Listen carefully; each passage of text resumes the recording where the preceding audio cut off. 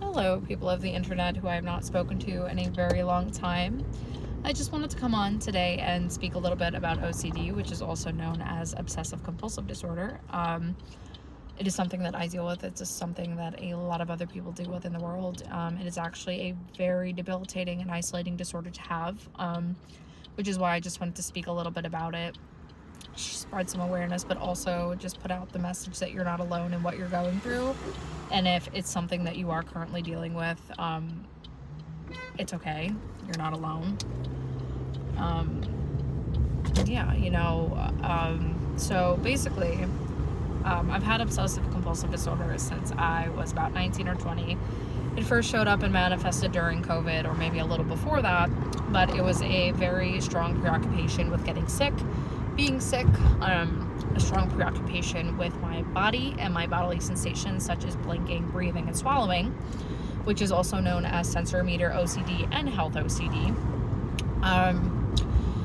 OCD is categorized by obsessional fears, obsessional thinking and patterns along with that, and it is also defined by compulsions. These compulsions are what mental acts or physical acts that are done to alleviate the anxiety that comes with the initial obsession. So, for example, somebody with health OCD who is worried about their breathing or their heart might regularly check their heart rate or their oxygen levels.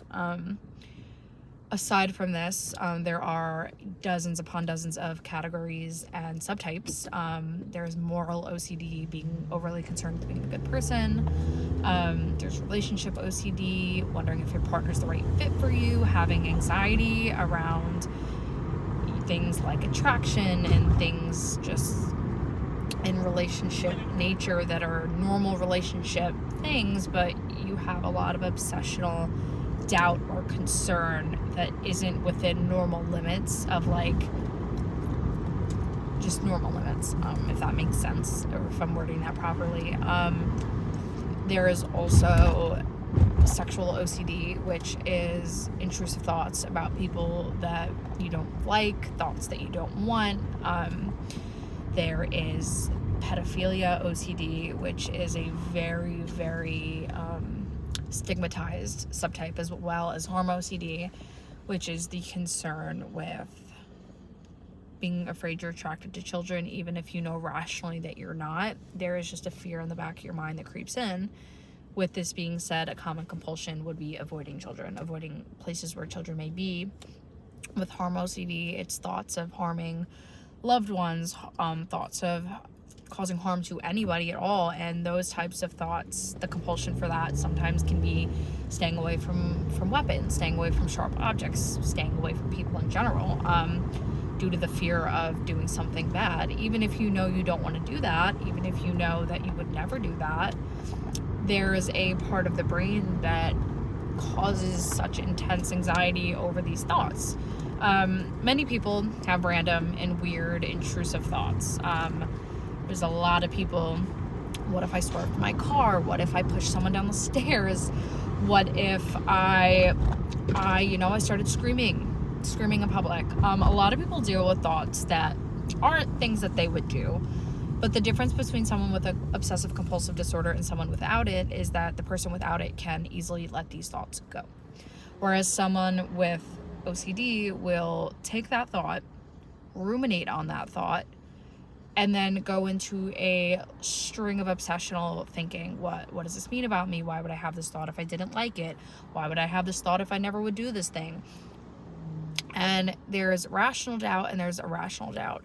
The thinking patterns that come with OCD oftentimes are very irrational doubt. And when it comes to compulsions, a very common stigma is that it has to be outward acts. So what I mean by that is some people will tap on things, some people will repeat things, some people will wash their hands excessively, but not everybody who has OCD has physical compulsions. For myself specifically, I'm very concerned with morality. So if I have a thought, it's immediately a string of rumination for days on end about why would I have this thought, etc., etc. A lot of mine is excessive research on the thoughts that I'm having. reassurance seeking is a big compulsion. So a lot of these things aren't necessarily seen outwardly, but they are compulsive behaviors. OCD is something that I have dealt with for a very long time. It is something that slowly but surely I am starting to get a grip on. I do take medication for it. I've always been very open about my medication journey. I am someone who will not just suffer. If I can have something that will alleviate my symptoms and help me, I'm going to utilize that. And medication for me has really done that. I mean, the OCD for me really got to a point a few years ago where I genuinely did not want to be alive anymore because it is just so tormenting. When I first really started showing symptoms, it was a lot of somatic obsession. So I was always obsessed on my tongue. And a lot of people always thought I was like crazy for that. And if you don't have OCD, you won't understand. But for me, I would spend just all day thinking about my tongue and the placement in my mouth, and it would send me into such a spiral because these are normal bodily functions. But you know, when you have an obsessive disorder like that, your thinking just spirals, and it's really hard to deal with. And again, when I say it's isolating, I mean that because people don't understand that like having OCD, I'm constantly tied up in my thoughts. I constantly think they mean something about me. I constantly think that there's something wrong with me for having thoughts. But at the end of the day, your thoughts aren't your actions. But it's hard to understand that. It is hard to find that line when you're struggling with your thinking. I hope this is all making sense because I kind of just got on here and started rambling a little bit. But I just want to let anyone know that if you are dealing with these types of things and you're having a hard time, that you're not alone in what you're going through, and there are so many resources available to help you. I'm going to link a bunch of things below. I will link a few of my socials if anyone wants to connect and speak a little bit about that, what they're going through. And if you need resources for help, that will also be there. And I hope everyone's having a great day, week, month, year. And you're not alone. I know that it's a cliche saying that you're not alone, but it holds so much truth. Everything will be okay in time. It just takes time. So my motto is taking things one day at a time. I literally have a tattoo of that saying because it is the saying that has gotten me through most of everything in my life. Things are difficult, but difficult doesn't mean we can't get through them. Difficult doesn't mean that better days aren't ahead or better days won't come. So yeah, just know that everything will be okay.